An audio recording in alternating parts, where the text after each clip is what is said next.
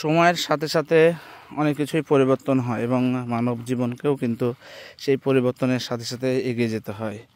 আর যদি না হয় তাহলে কিন্তু জীবনের শেষ বা একটা সুন্দর জীবনের সমাপ্তি অনায়াসে ঘটতে পারে। এখানে দেখতে পাচ্ছেন যে কচুরিপানা চরের মাঝখানে, এই ডান বাম সব দিকে কিন্তু ফাঁকা।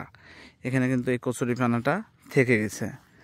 আসলে সময়ের সাথে সাথে যদি যে পানি হচ্ছিল এই জায়গাতে, অনেক পানি কিন্তু গত 3 দিন আগেও ছিল।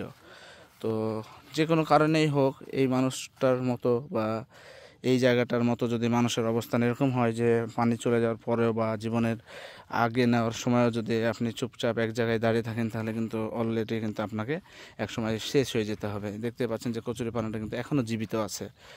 তবে এই কচুরিপানাটা কিন্তু অল্প কিছুদিনের মধ্যেই একদম নিস্তেজ হয়ে ধ্বংস হয়ে যাবে।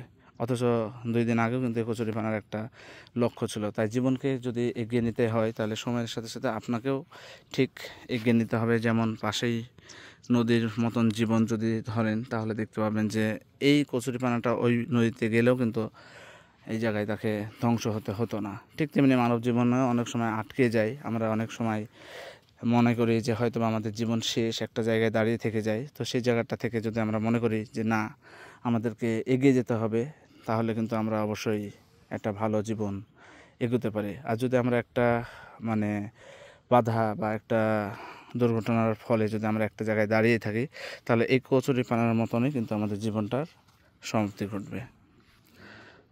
তাই সবারও উচিত যে যখন নতুন সময় আসবে, সেই সময়ের সাথেই নিজেদেরকে একটু হলেও আপডেট করা।